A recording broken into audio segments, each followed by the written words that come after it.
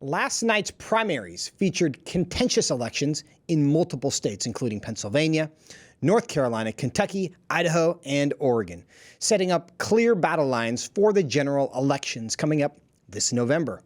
And with Republicans poised to capture one, if not both, houses of Congress, new polling reveals that many of the issues we discuss here on Washington Watch, from women's sports to gender mutilation of minors and parental notification rights, are not just good policy, but also may make good politics as well.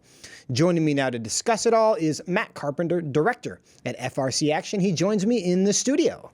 Matt, good to see you today. Great to be here, Joseph. Thanks for having me. So you're an observer of these elections. Yeah. What'd you learn last night?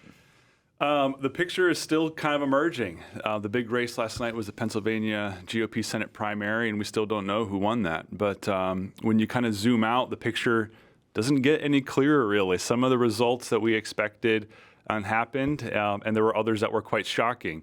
When you look at the Democrat side, you typically see front runners kind of running up the margins, a little bit less competitive primaries. On the GOP side, there was a ton of competition across the board. Is there anything that you saw last night that you think gives an indication of what might happen in November? A lot, actually. When you look at some of the top line kind of primary turnout numbers, you see, I mean, orders of magnitude is kind of maybe the scale we're talking about in terms of GOP turnout. Speaking specifically about Pennsylvania and North Carolina, we're talking about states with significantly more registered Democrat voters than Republicans, with closed primaries. But in both instances, we saw double-digit advantage for the GOP in both the Senate primaries and the gubernatorial primaries on both sides. And I've got some figures here, actually, from 2020 in North Carolina. The last time there was a Senate primary there, the Democrat turnout in this last night went down 50%. Okay, so that's a significant drop. Conversely, when you look at how the GOP did last night, they outperformed by 24 points their Democrat counterparts. So that portends quite well if you're a Republican, and there's some signs there to worry if you're a Democrat. Matt, is that a reflection of voter enthusiasm, or is that a reflection of the fact that some of these Republican primaries were hotly contested? A lot of interest, more interest generally than you might see in a primary election. So should we expect that to even out, or do you expect this gap in participation to carry over to November? I would expect the gap in participation to carry over until November. I should note that we are seeing in some places Democrat turnout going up. For example, in 2018, in Pennsylvania, we see the Democrats, at about 750,000 Democrats turned out to vote in that primary, and this time it was about 1.1 million. To put that into perspective, though, again, this order of magnitude idea, there were about 687,000 Republicans voted in that 2018 primary on the Republican side in Pennsylvania, 1.3 million this time. So they almost doubled their numbers. So I would expect that to continue, and we can kind of look forward to see how this trend plays out next week with those primaries coming up as well. Is there anything that really surprised you when you were watching results last night?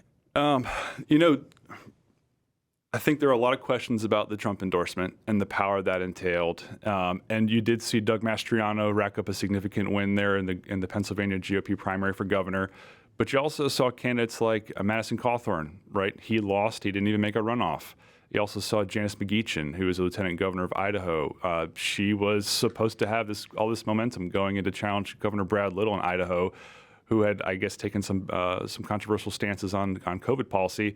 She went down in flames. But then again, you have Dr. Oz, who obviously former President Trump endorsed. He could pull that out in Pennsylvania. We could be going to a recount there. Like I just said, Mastriano won, and then Ted Budd in North Carolina blew the doors off that primary. So again, it's kind of this murky picture. But I think a lot of focus is going to be on how this Trump endorsement continues to play out in the primary season. Matt, did we get any indication of the issues that were particularly motivating? Was the Republican enthusiasm just a function of frustration with Biden and just really wanting to be involved and feel like you're doing something?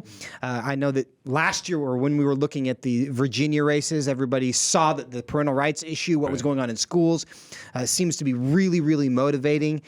Any carryover of that? What issues are motivating people? So they're mostly pocketbook issues, I would say, at this point. It's mostly around inflation, crime, things of that nature. But the cultural issues are undeniable. You mentioned the Virginia race. Obviously, the parental rights issue was a seminal part of Governor Youngkin's victory in my home state of Virginia. And that's continuing. And I would actually expect that to continue to build as Republicans look at some of this polling that's come out. And hat tip to our friends at American Principles Project, who came out with some great polling recently, which showed across the board general election voters by significant margins in some instances support things like protecting girls on the sporting field from competition against biological males, right? They support things like banning minors from having access to puberty blockers and cross-sex hormones and harmful gender reassignment surgeries. They support the Florida parental rights bill. And that's not just Republican voters, right? That's also going to be Democrat voters, significant majorities of them as well. This is not just a white voter deal. This also significant majorities of Hispanic voters and African-American voters. I think it's actually less a white. I think the white people are much more likely to think boys can be girls than people who aren't white. Yeah, you're probably right. And conversely, on the opposite side, I've also seen data that suggests the culture war issues tend to actually unite the right. So when you look at kind of where conservatives line up on these cultural issues, you have 90% of Republicans, for example, opposing critical race theory. But on the Democrat side, you just don't get that same level of support for the woke position. In fact, it tends to divide them. There was some data that showed recently that Democrats were actually evenly split on that issue of critical race theory. That even the positions that they've carved out, that their most prominent pundits, politicians, you name it, figures have staked on some of these issues, are actually wildly unpopular with the Democrat base.